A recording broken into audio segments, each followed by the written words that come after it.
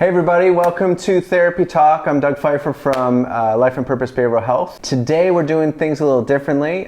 We have invited our producer, Mr. Tyler Faust, to come from behind the camera and actually sit on our chair. We always talk about things over the number of years that we've been creating content. In between filming, we're always having conversations about mental health and just different things that are happening in the world. And so, we actually most recently was talking about just things related to the political climate and the election and what does that mean for our mental health. We thought, you know what, why keep that behind the camera? Let's bring it in front of the camera, and I'm sure that these are issues that are probably on some people's mind out there. Introduce Tyler and welcome to Therapy Talk, and looking forward to seeing you in a different light, because I'm usually you're telling me what to do and how to be, so this is definitely different. Yeah, normally behind the camera, and so it's nice to be in front of the camera and talking about these things. I've just learned, working with Life and Purpose Behavioral Health and creating content for you guys, I've just loved all the conversations that we've had off camera,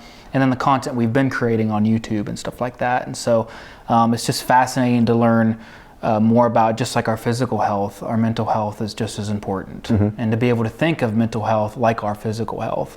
And so there's been a lot of great topics, and like you said, recently we've been talking about the political climate, and it feels like it doesn't matter where you go, people are affected by this, people are upset, people are, there's a lot of fighting going on and stuff like that. What emotions are you seeing in the Mid-Ohio Valley when it comes to the political climate? Well, I think probably a wide variety. I guess it depends on which political party you land on. Stress, frustration, some anger. I've seen, I think some of the things that always kind of brings this to light is I've said to myself, wow, a lot. Just in kind of seeing it. And oftentimes this is all seen in social media, and so that's a whole nother layer of issues in terms of how we are on social media compared to how we are in person, and what that means. But I just see a lot of stress and worry and the unknown. Yeah. What is going to happen? If you think about it, we had an election. A really hard thing for us as humans, as people, is the unknown. We don't know what's going to happen. What does this mean for my life? What does this mean for my job? What does this mean for my finances? What does this mean for my health, my ability to get health care? Or what does all this mean? So, having all these unanswered questions and not really sure, am I going to get what that politician says I'm going to get? Like, are they going to really fall through with what they say? And certainly, that is a big concern for everybody. So I feel like a lot of people are isolating themselves emotionally because we don't know how to talk to each other. If we believe differently, I think we're seeing a lot of people being dysregulated, a lot of people stressed, a lot of people not being able to talk to each other and in isolation, or the only time, unfortunately, they're talking to each other is social media. Yeah, and I think we're in challenging times, so I don't know if it would be any different if we didn't have COVID, but COVID has already kind of encouraged us to be more isolated, unfortunately, and we know that social distancing, although I understand the reasons why they said that is not good for us. We don't want to be disconnected from people. Being alone, being disconnected, that's dysregulating. And so we use that term a lot in the work that we do, is staying regulated. And really that's about being calm, being able to have full access to your thinking brain. When we're dysregulated, we're typically not able to think clearly. We're going to be more impulsive. We're actually going to be more self-centered. So I've seen, you can tell, I've seen people be dysregulated and say things that, if they were calm, they probably wouldn't have said. They probably wouldn't have been as harsh or as hurtful or as, dismissive of people. If the brain is perceiving threat in the environment, like you're being chased by a tiger, the last thing you want to do is have a conversation with somebody and see how their day's going. Because you're being chased by a tiger, you need to get your number one priority. As we're perceiving things that are threatening that are really not, or a matter of survival, they're really not. And so we start desperately kind of doing things that are not healthy, the fight or flight type response, or even a freeze and shut down kind of response happens as well. Maybe we disconnect from the world and disengage and things like that. So yeah, and another thing that I've learned talking to you off camera is building skills to be able to learn from your emotions, handle your emotions, have healthy discussions. What does that look like? A lot of us weren't taught growing up how to have healthy discussions about things. And so my other question is, so how do you get upsetting emotions out of you when we see injustice or really angry about a decision, I mean, that energy has to go somewhere. People that feel very strongly, I have to say this is the truth. How do we get that energy out of us without hurting relationships in our life? Yeah, and I would say that if it's really that overwhelming and it's that much of a pressure to kind of unload that you do it in a way that's a safe place. Someone that you know can listen to all that and not get emotionally entangled by it. And so typically the environments where that unloading happens is typically not in an environment like that. There's a lot of emotional safety attached to it. So if you do it on social media and you unload all your thoughts and beliefs about it, it's not a very safe environment. You're going to have people on either side, saying things back, and then it's going to keep us fired up. And oh my gosh, I can't believe that person would say that, and then it's actually enthralling other people to join in and just fire into that kind of battleground. Things like therapy certainly would help. If you're getting that overwhelmed in those situations, those are important. That's an important thing. Find professional help to do that. If that's something that you feel like, okay, I don't have those outlets, I don't have those natural outlets to do that would be a perfectly understandable thing to do. We've talked about, I caution unloading to people that see things your way. Because you don't want to necessarily have people to kind of really reinforce that emotion. Like, oh yeah, I totally get why you're so angry, and yeah, you should definitely feel that way, and I see, that can kind of almost amp it up. Because if you're looking for a release, you want somebody to just kind of be non-judgmental, listen, just hear what you say, maybe reflect back what you're saying in a way so that we can demonstrate that we're showing some understanding, but not to kind of like steer people in a different in some type of way of believing or behaving in a certain way, but just to kind of be that sounding board and reflection. What if like someone's just thinking right now, listening, that they're like, what's wrong with that? What am I hurting by being really emotional about? This is something I really believe in. This is something I'm really emotional about. This is right and wrong. I need to say this. Like, what are the damages? Like, what would be the benefit of being calm and being these things? I mean, this is just how I am.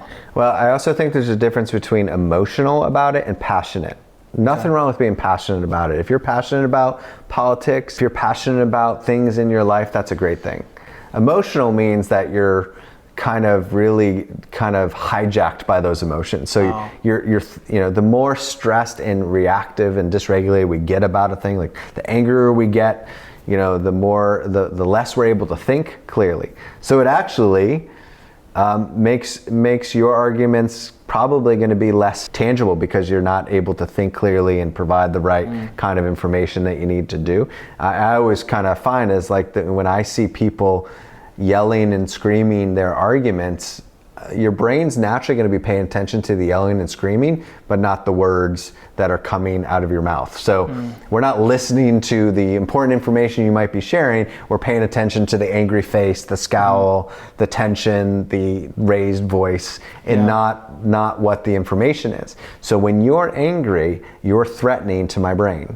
And like when you're yelling and screaming and being really emotional about it, that puts my brain, my lower systems on edge and stressed. And so now I'm really trying to figure out, am I safe here? If you really want me to hear what you say, you want me in a safe space.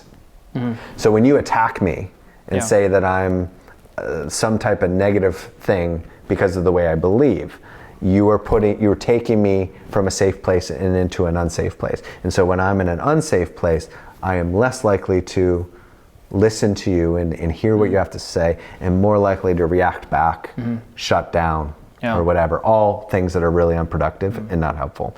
And unfortunately, one thing that just came to my mind is, and it's what Janice talked about in the first therapy talk, is some people might say, well, people need to stop being so sensitive. They need to stop. They need to suck it up. I mean, it's an opinion. You don't like what I have to say because I'm right. That kind of thinking as well. And can you explain a little bit too about how we might explain what projection is, how we might even be projecting things on people and we don't even know that we're doing it? You're kind of taking your own emotional experience and putting it on, somebody else. like we get angry about the very things that we struggle with. So we're getting, maybe angry with people that have similar issues that they're dealing with. So maybe like if I'm really sad and depressed, I get angry at other people that are depressed because, but I don't recognize that within myself. It's kind of a defense mechanism or, those types of things. But what I would say to that person that says, people just need to suck it up and be sensitive, and there's two things. Number one, what's your goal in trying to speak that to me? Are you wanting me to be receptive to your information? Because if you're wanting me to be receptive to your information, you should be thinking about, how am I going to be most receptive? Am I going to be most receptive to you by your attacks? Or am I going to be receptive to you by having a good conversation, calm, regulated conversation, where we allow each other to talk, and we share each other's points of view, and we seek to understand the other person's point of view?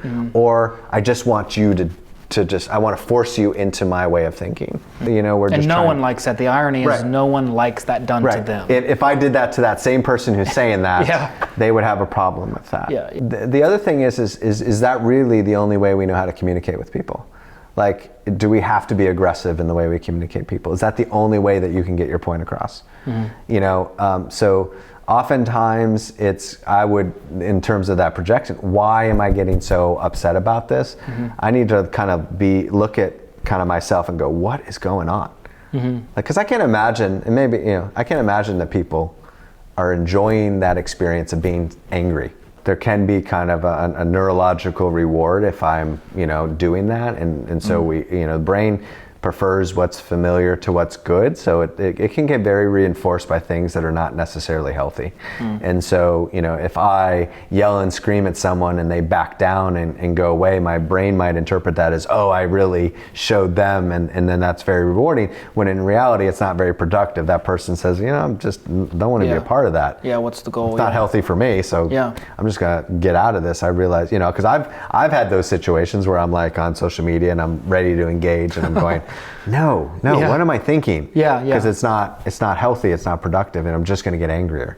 I'm just going to get all more fired up. There was something recently where I wanted to comment on something, and I thought, I have work to do today, and I'm going to be constantly thinking about... This is going to take away my whole day. I'm just going to be like... oh, I can't believe they said that. And another thing I wanted to bring up too, when you said about people shouting and yelling, you can't normally get that on social media, so what do people have to do?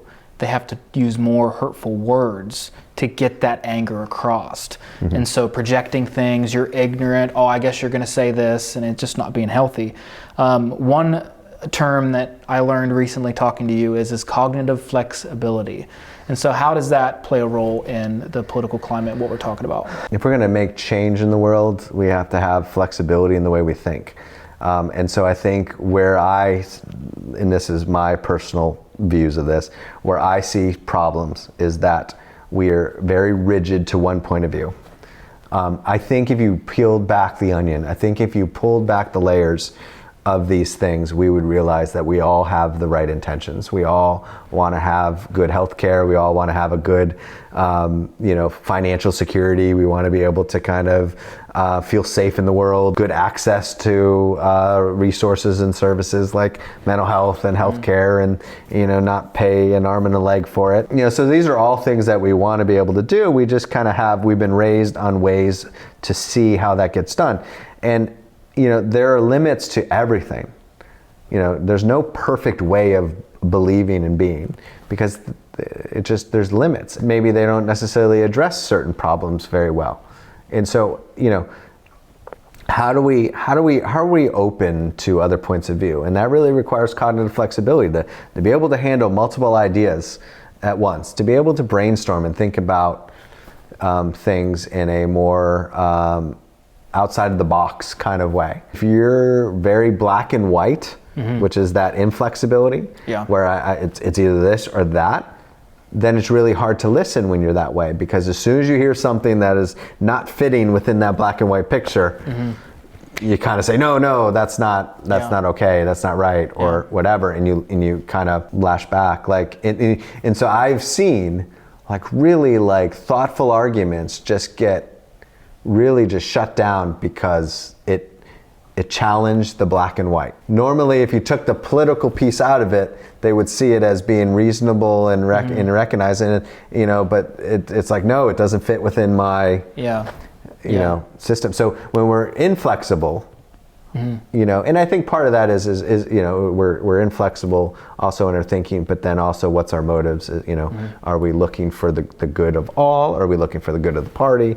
Are we looking for, you know, those types of things? Well, how can people have healthy conversations? Because, you know, and why being more self-aware about yourself can lead to healthier and finding the problems if you're having with someone, or, you know, we've talked about this before, when you're having a healthy conversation, you're trying to understand the other person, and by understanding, they understand you, and then you try to get to where you find some commonality or the roadblock.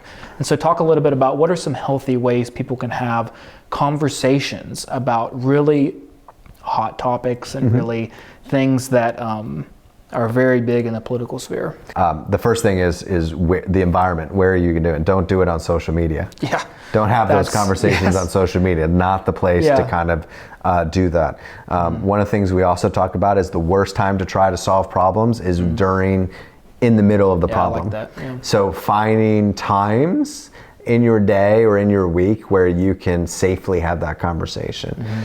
Set some boundaries and expectations about that conversation. Like, okay, we're going to be respectful. We're going to wait till the other person's done talking before we respond. Not name call or, you know, put people down. You might need to have somebody like a neutral party to kind of help support that dialogue and that kind of conversation. But I think, and I go back to kind of that, you know, 7 Essential Habits by Stephen Covey of seek first to understand, then to be understood. To go in that conversation, you have to be willing to listen.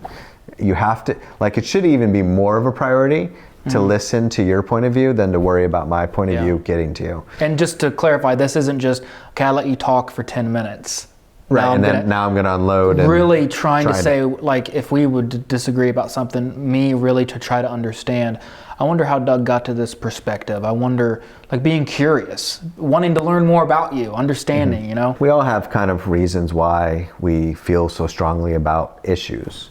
You know, and we have personal experience that drives that. Maybe we've had life events that are really tragic and you know, difficult, and so then we start making these kind of it shapes our belief systems, you know, or it shapes the way we see something and the way we look at it. Behind every challenging behavior is a valid concern, is a reasonable concern. You know, there's a reason why someone's, you know, mouthing off on Facebook about it. There's a valid concern about it. Yeah. We don't like the behavior. We don't like what's happening. But underneath, there's a reason why that person feels so strongly. You know, and that's what we want to get to. Yeah. Not the smoke and mirrors of yelling and putting people down. It's what are the concerns and why is this so strong of an issue for you?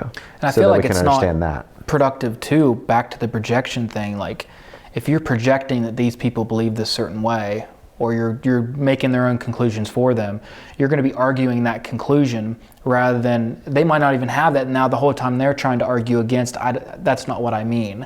And it's just this unproductive way to have a conversation and to understand someone. Like, every political ad is like doom and gloom. Like, if you vote for this person, and it wasn't political party specific, it was both parties that would kind of do this. You vote for this person, man, your life's going to explode, and all these bad things are going to happen. People are very, very influenced under fear. You know, if I tap into that fear state, I can really sway you to my way of thinking. Especially if you're dysregulated, right? Right. If you're dysregulated, and I can compulsive, like, and I can feed that, then I can really get you on my side. I mean, think about kind of, you know, I kind of see it like where this group kind of response happens. Nothing rallies a team or a group more than a common enemy or a common mission. So you think about, like, and this is very often very well done in sports, where teams can really get really motivated against a crosstown rival. Ohio, Michigan. You know, now the team can get really motivated, and it can produce all these nice chemicals that are very helpful in playing football or other sports. So that can work really well in our favor, but can also work in a very destructive and really unhealthy way, where we're rallying to violent actions towards other groups.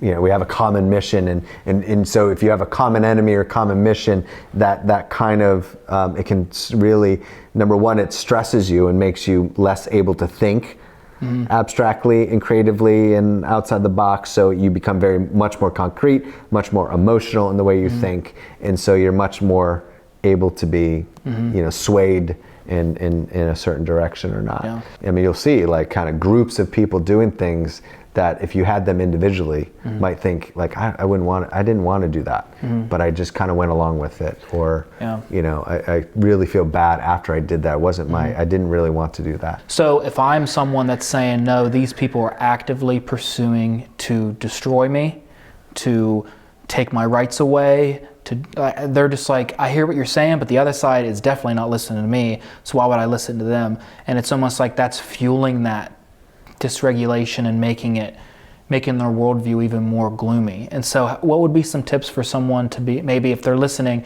and they're saying, the political party I'm against, no way, they're wanting to come after this or wanting to come after that, there's no way I'm going to try to seek to understand them, because they ain't trying to seek to understand me. Right. And so like, how can someone, if they're listening right now, just kind of take some steps to help calm themselves down and try to get out of that thinking? Because we got to be productive about it.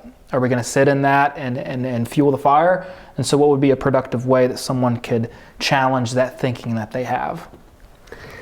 Well, I guess, a really good example was when COVID first hit, everybody ran out of toilet paper. Well, COVID wasn't a disease that really required a lot of toilet paper. So we become very like, oh my gosh, I gotta kind of, and it happens every time we hear of a big storm. We're raiding Walmart and getting everything off the shelves. And so we become very self-centered in ourselves. It's survival, and we don't think about kind of other people. So what are really the more effective ways to kind of advocate? Like, no one's saying that if you're worried about that, if you really think that your rights might be taken, what are the ways that you can get involved and do it in a more healthy way, in a more effective way. And maybe even, I just thought, maybe even if you seek to understand someone that you think might have that towards you, you would understand that that's not really, you would understand some different things about them that would maybe lessen your critical view of fight or flight, emotional. Well, and I think, what stresses us are things that we reflect on in the past. So things that in our past really upset us and hurt us. And then also things we think are going to happen in the future. So when we get dysregulated, it takes us out of the present moment. And so ultimately, if you were to look at, okay, if someone felt like that their guns were going to be taken, or, the Second Amendment rights were going to be taken, or they're, going to have, these aren't immediate, like crisis, like right in the here and now. It takes you out of that moment, and your brain doesn't know. Like the lower systems of the brain that are responsible for appraising threat doesn't know the difference between reality and fantasy. So if I visualize something threatening, it's going to activate some of my lower threat response systems. And so what I think is the hardest way to stay regulated is when we get into this, when we get out of the present moment. Like we talk with clients all the time, like asking yourself, am I in danger right now, this very moment? Because that happens with trauma all the time. Like they get reminded of a traumatic event. The brain doesn't know the difference between 3 years ago, like the lower parts of the brain. Our cognitive brain does, but our brain stem and midbrain, all those things that are reacting to these reminders, doesn't know that the event happened 3 years ago, or 10 years ago, or 20 years ago. And so it's reacting as if it is happening now. And so we want people to be able to say, as they're regulating in deep breaths and slowing themselves down, going, am I safe right here, right now? Am I in danger right here, right now? And the answer would be no. I'm not being chased by the tiger. I'm in my room by myself. Everything's fine. It's going to be the end of the world. These bad things are going to happen. That's all future stuff. That's not right now. But our brain and body reacts as if it's happening right now. So that's why we get so emotional. And we get so reactive to things, because our brain is like sending a signal saying, you better you better do something because this is dangerous. And in reality, you're not. You're not in a danger. Every election, there's always people that don't like the result of the election. But it doesn't threaten their immediate survival. Yeah, and again, like we talked about, that energy in them has to go somewhere, and to be able to have skills to deal with that energy in a healthy way, to get it out of you, instead of letting it sit and build and stuff like that. So with cognitive flexibility, how does the thought of right and wrong get in the way of that? And so if you're seeking to try and understand someone's like, that's wrong, that's right, having this thinking, to kind of talk a little bit about how right and wrong get in the way of cognitive flexibility sometimes. Well, I think right and wrong would be the black and the white. So it would be the two polar opposites, and so there's no wiggle room in between. If you are seeking a right or wrong answer in a math problem, that makes sense, but in terms of beliefs and views and stuff like that, it's not as cut and dry as that. You're dealing with perception, you're dealing with implicit bias, these views that we have that we're not necessarily always aware of. It's how we were raised, the way we are, the way we believe, those are things that are really, shaped in our experience. My dad was really Republican and my mom's really Democrat. So I grew up in a home where I had mixed views of politics. And I don't necessarily, gravitate to either side. I almost actually kind of, because of, the tension of politics, this is not fun for me. This is not, rewarding for me. If I grew up in a one-party household, would I be really one way or the other? And the likelihood would be unless there was experiences that would stimulate the opposite reaction. Another great segue into the next question is let's say I'm around someone who has a strong political belief and it's really hard to talk to them because of how personal things get. What are some phrases or actions I can take to create boundaries or express to them that I don't want to talk about it because of how it makes me feel? The worst time to do that oftentimes is when they are in the midst of their behavior that you don't like, that's making you feel uncomfortable. So to have those conversations where that person's going to be most receptive to you, being able to kind of do it during a time where we're not emotionally entangled with all that, I think is important. The other thing is I think you got to kind of make it about you. So it can't be like, I don't like you because of the way you're being. It's more of, when we talk about politics, I don't like having those conversations. It doesn't make me, I don't really feel good during those situations. I don't like, how that makes me feel or whatever. I prefer not to have those conversations with you. I would rather have conversations about something else. I don't really like having those conversations versus, hey, I need you to stop being, this way. And sometimes it's also helpful to say, hey, I know this is something that you're really passionate about, and that, I really appreciate that about you, but it's not something that I like to have conversations about. It makes me uncomfortable to talk about politics or whatever that really big issue is. And if you were going to take it from a collaborative problem-solving perspective, really, and would require listen and say, I noticed that when we talk about politics, you get really emotional about it. Like, this is really important to you. Can you tell me more about that? And, I'd like to understand more about this is really important to you, and kind of what, because there's obviously something that's driving this person in your life to talk so strongly about it with you, and then be able to share your concern. Like, I know your concern is you really have nobody else to talk to about these beliefs, these things you have. And my concern is that I get really upset when I see you so upset about it, or I don't want to fight anymore. It always leads us to be in fights, and I don't want that to happen. So I'm wondering, how can I help you express your thoughts about politics, but not, for us not to get into a fight. Couple more questions, Doug. So let's say that I am very emotional about a political belief, and that I believe that parts of my family, some of my friends, are ignorant. I'm feeling immense hate towards them because of what they're saying or believing. What do I do with that? Am I wrong for feeling that?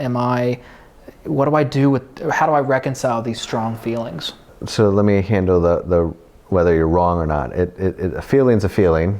And so I would always kind of say it's not right or wrong. I would be, I always encourage self-reflection. Like, why am I getting so upset about it? If you're getting that angry and you're able to kind of recognize that, then I certainly encourage somebody to try to figure out more about that, and so get help and figure that out. I mean, because I would imagine if you're recognizing that, then you're realizing, I don't really like the way I'm feeling. I don't want to feel this way. And so then in those terms, it helps to kind of have somebody help you kind of figure out what's going on. And this would be where going to a therapist would help. I think so, yeah. And whatever kind of works for you. But I think if you don't have understanding, then you keep doing these kind of things over and over again, and you keep going down these same self-defeating patterns of behavior. And so, a lot of times, like, I need to recognize what those patterns are that are self-defeating so I can change them. Because, a brain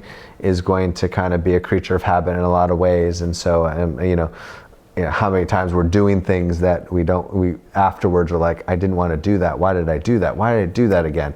Why did I, and so these are very automatic functions that we have to kind of bring to light so that we can, change and things like that. I mean, like what you said about emotions, like emotions controlling us, or us, the emotions hijacked by an emotion. And so describe a little bit about what you've seen with people in therapy, how, like, freedom. So at least freedom for me, with me being in therapy, I've been in therapy since December, and I see freedom in this particular sense being about, I'm free to not let this emotion hijack me, to me be in control, for me to know, okay, here's breathing, here's to challenge my thinking, here's, okay, right now I'm really stressed, I'm really overwhelmed, am I in danger right now? Is it as bad as I think that it is? How could you encourage people how therapy could give someone freedom? Well, and I always tell people, like, if you're riding high and things are going really well, don't get too comfortable up there. But also don't get too comfortable when you're riding low, when things are really bad. And so life is kind of up and down. And so I kind of think of like empowerment, like reflexive strength, your ability to react and respond to things that happen in your environment. Because, I think Janice brought it up in the last week, which was, pain is inevitable, suffering is optional. It's kind of like we have to kind of know that, things don't just go smoothly our whole life. We are constantly dealing with different things that happen in our life. And so I think therapy allows us to get to a place where we are more independent, we have more inner strength, this inner ability to kind of respond to what's thrown at us, to be able to handle the curveball. To be able to kind of, if you get knocked down, to get back up, take a step back and make everything kind of slow down, and so then I can think and pay attention and go, okay, how can I handle this more effectively? Freedom comes in being empowered, being able to have control, some elements of control in your life, to be able to, steer, be the captain of your own ship, to steer your own path. I mean, that's a really great thing. And so what I really appreciate about therapy is just learning more about yourself. And I love what you said about being empowered. That's so true, because really sometimes in our life, like when we want to control, we can't control the environment, we can't control things around us, the things that we want to control, but what we can work on is ourselves and how we respond to those things, and to be able to have freedom and relief. There's a good word, relief from those things. And we talk in our world about resilience, and so resilience is about your ability to tolerate stress, like your ability to handle more and more stress without becoming so dysregulated, without, losing your brain, and so that really requires pattern, kind of repetitive way of experiencing predictable stress. So being able to kind of learn how to face the stressors in your life in, manageable doses, just manageable difficulties, being able to kind of, it stretches you, but it doesn't overwhelm you. So we're taking, I often kind of see when people come into the office for a therapy session, there's a million stressors that are happening. There's a million things that are overwhelming them, and we got to kind of break them down into manageable doses, so that we can kind of help them build that tolerance and expand their capacity to deal with life. Because really, like, and I don't want people to think that therapy, you're going to come in and then you're going to just have everything's going to be perfect, and the world's never going to suck. No, the world sucks at times, and then it's great at times, and it's not going to be this constant. And so what we want to be constant is your ability to respond and react to things that are not, that are not what you want, or that are stressful. Because I know even before I was in therapy, I was just like, this is my intuition. This is my intuition telling me this is who I am, and then realizing things like, no, this is not healthy for me. This isn't who I am, and having to have a therapist, walk through that with me and get me to see that. Why do you think humans identify so much with unhealthy things and with feelings? The brain prefers what's familiar to what's good. We'll latch on to things that are familiar. Familiar is safety. If I'm used to, like, so we can have, bad things can be very familiar to us and feel safe. Like, I'd rather be around chaos and stress than be in calmness, because you know what, chaos and stress, I'm used to it. If you came in every day and every day I saw you, you just yelled at me every day, over time I would be fine. Like, I would probably learn to adapt to that. And I remember working with kids, we'd have a staff member that would be yelling all the time, always losing their cool, everything like that. And half the kids were like, yeah, it's just him kind of running his mouth, like that's just who he is. And it doesn't, it's not new anymore. It just kind of loses its emphasis. And so that's much better than, you're yelling at me one day, then you're really nice and calm another, and then another day you're yelling at me and screaming at me and throwing things at me, and then the next day you're being nice to me, whatever. So that's why we gravitate and we do unhealthy things, even though we know, from a cognitive level, I probably shouldn't be using this drug, or I shouldn't be drinking, or I shouldn't, be in this relationship with this person. I'm always miserable in this, relationship. But we don't kind of move away from that, because the idea of doing something that's different is a threat at first. Like, we need to experience everything that's new is a threat to our brain. Because it's better for our brain to perceive everything as a threat than to perceive everything that's safe, because then we won't react. Like, so look at every snake as a rattler than to look at every snake as a garter snake, because you want to be able to think that threat is imminent until you're proven different. And that makes me think too about trying to see someone else's perspective or their belief, because it feels like if you try to understand them, you're almost insecure in your own belief, and it makes you feel like it's being a threat. I remember in college and having certain conversations, and I just remember I'd get so anxious because these were ideas that, like, I've never been in a room where someone said that to me.